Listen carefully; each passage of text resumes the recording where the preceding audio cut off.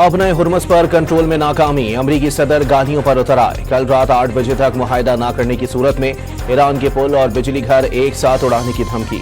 Social truth पर पैगाम में वार्निंग के साथ मुआहिदे की उम्मीद भी जाहिर कर दी। इसराइली टीवी चैनल से गुफ्तगू में कहा कि स्टीव विटकॉफ और जैरेड किशनर जंगबंदी के लिए ईरान के साथ संजीदा मुज़ाकरात कर रहे हैं। तेहरान को दी गई डेडलाइन से कबल मुआहिदे पर पहुंचने का इम्कान है। खबरदार किया, ईरान मुआहिदा नहीं करता तो वहां सब कुछ तबाह कर देंगे। ईरानी अवाम को हुकूमत के खिलाफ बगावत का भी मशवरा। ईरानी शहरियों को पैगाम दिया, अमरीका जंग दरमियान में छोड़ने वाला नहीं। ट्रंप पाकिस्तानी वक्त आज रात 10 बजे प्रेस कॉन्फ्रेंस करेंगे। व्हाइट हाउस तर्जुमान कैरोलिन लेविट के मुताबिक वक्त मीडिया की बढ़ती दिलचस्पी के बाइस बदला गया।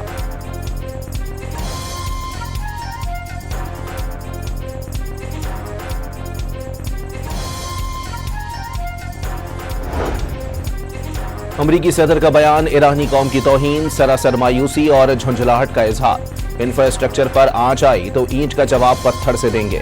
ईरानी वजारत खारजा का इंतबा, मुसल्लह अफवाज किसी भी जारिहत के जवाब में अमरीका से मुंसलिक अहदाफ को निशाना बनाने के लिए तैयार हैं। तर्जुमान ईरानी वजारत खारजा इस्माइल बकाई की वार्निंग, खबरदार किया, अमरीका और इसराइल पर जवाबी हमलों की अगली लहर इंतहाई खौफनाक और शदीद तरीन होगी।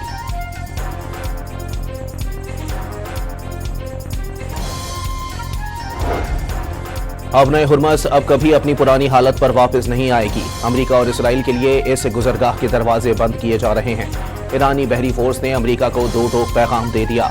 वाज़े किया, खलीज में एक नए ऑर्डर की तैयारी आखिरी मराहिल में है, जिससे स्ट्रेटेजिक आबी गुजरगाह पर ईरानी खुद मुख्तारी मजीद सख्त कर दी जाएगी।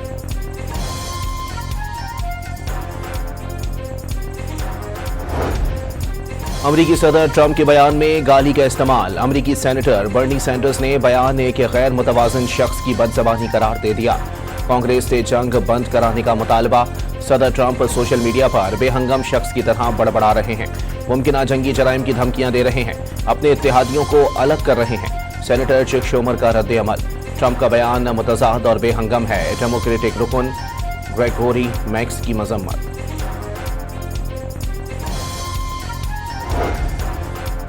ईरान से मुतालिक सदर ट्रंप के फैसलों को अमरीका में शदीद मुखालफत का सामना। अमरीकी दानिशवरों और सहाफ़ियों ने भी ट्रंप के इक़दामात और बयानात यकसर मुस्तरद कर दिए। CNN program state of the union में सीनियर तज्ज़ियाकारों ने अमरीकी सदर के फैसलों को हिमाकत से भरपूर करार दे दिया।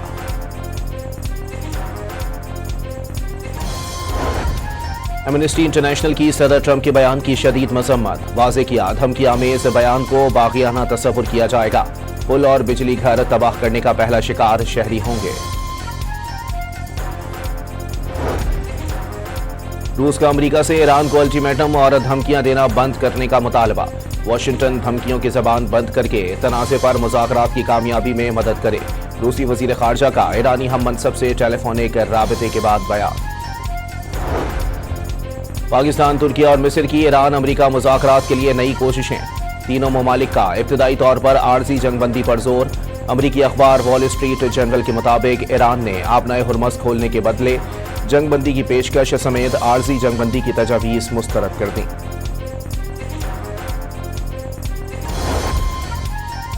अमरीकी सदर की नई डेडलाइन के साथ ही ईरान ने जवाबी कार्रवाइयां मजीद तेज और सख्त कर दी।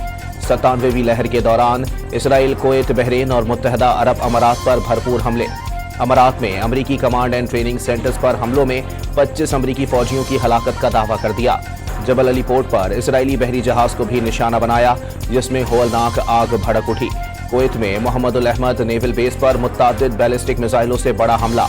अमरीकी अफसरान की रिहाइशगाहें उड़ा दी गईं। इराकी दारुल हुकूमत बगदाद में अमरीकी विक्टोरिया बेस पर हमलों के बाद होलनाक आग भड़क उठी।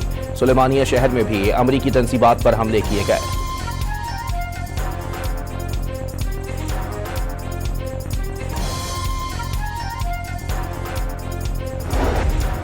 ईरान का इसराइली शहर हैफा में अमरीकी और सेहूनी लड़ाका तैयारों को ईंधन फराहम करने वाली रिफाइनरी पर हमला। कई तंसीबात तबाह हो गईं। तल अवीव और यरूशलेम की फिजाओं में ईरानी मिसाइलों की झड़ी देखी गई।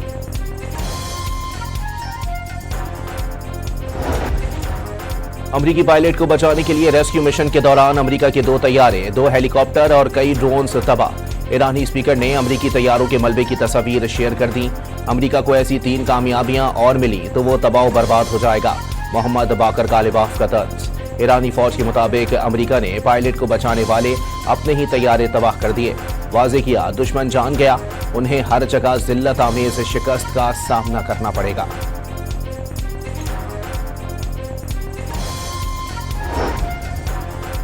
ایرانی سپریم لیڈر مجتبیٰ خامنائی کی پہلی ویڈیو جاری کر دی گئی، رہبر اعلیٰ کو ملٹری آپریشن روم کا دورہ کرتے دیکھا گیا ہے۔ صہیونی افواج کے لبنان پر وحشیانہ حملے، بیروت سمیت مختلف مقامات پر بمباری سے چند گھنٹوں میں 15 شہریوں کو شہید کر دیا، درجنوں افراد زخمی، کئی کی حالت تشویشناک۔ اسرائیلی فوج نے لبنان میں دریائے لطانی کے جنوبی علاقوں کو باقاعدہ آپریشنل زون قرار دے دیا۔ سربراہ اسرائیلی فوج کے مطابق اقدام حزب اللہ کے خلاف زمینی حملے کو فیصلہ کن بنانے کے لیے اٹھایا گیا۔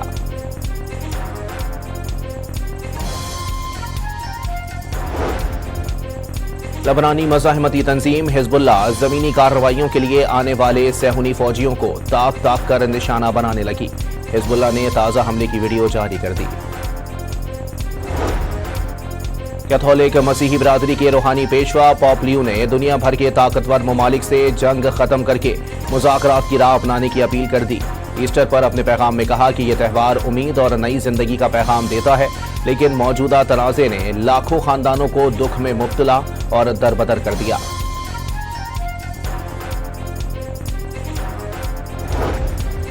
امریکہ میں فوجی افسران کے بعد ایف بی آئی ڈائریکٹر کی بھی تبدیلی کا امکان۔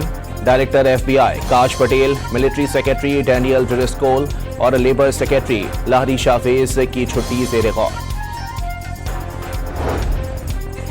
ایران میں امریکہ اور اسرائیل کی جارحیت کے خلاف 37ویں روز بھی احتجاج جاری، ہزاروں شہری اپنی افواج سے اظہار یکجہتی کے لیے سڑکوں پر نکل آئے، بزرگوں، خواتین اور بچوں کی بھی بڑی تعداد میں شرکت۔ ایرانی پرچم اٹھائے مظاہرین کے امریکہ اور اسرائیل کے خلاف نعرے، جوش و جذبہ بڑھانے والے ولولہ انگیز نغمے بھی گائے گئے۔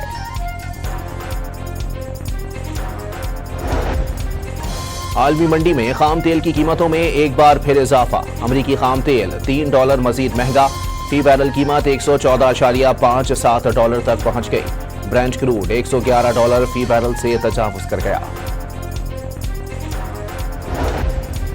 اوپیک پلس کا مئی کے لیے تیل کی پیداوار کے کوٹے میں 2,06,000 بیرل یومیہ اضافہ کرنے پر اتفاق، فیصلہ آبنہ ہرمز کی بندش کے باعث سے کیا گیا، تاہم برطانوی خبر رساں ایجنسی رائٹرز کے مطابق خام تیل کی پیداوار میں یہ ایک معمولی اضافہ ہے اور زیادہ تر کاغذی حد تک ہی رہے گا، کیونکہ تنظیم کے اہم رکن ممالک امریکہ، اسرائیل اور ایران کے درمیان جنگ کے باعث پیداوار بڑھانے سے قاصر ہیں۔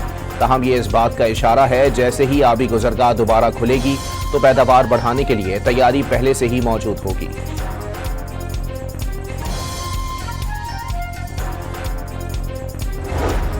متحدہ عرب امارات کرکٹ بورڈ نے اپنے پلیئرز پاکستان سپر لیگ سے واپس بلا لیے، حکام کے مطابق پلیئرز کو نامعلوم وجوہات کی بنا پر واپس بلایا گیا۔ اور سپر لیگ کے 13ویں میچ میں ملتان سلطانز نے کوئٹہ گلیڈیٹرز کو 6 وکٹوں سے ہرا دیا، مسلسل تیسری فتح کے بعد ملتان سلطانز پہلی پوزیشن پر آ گئے۔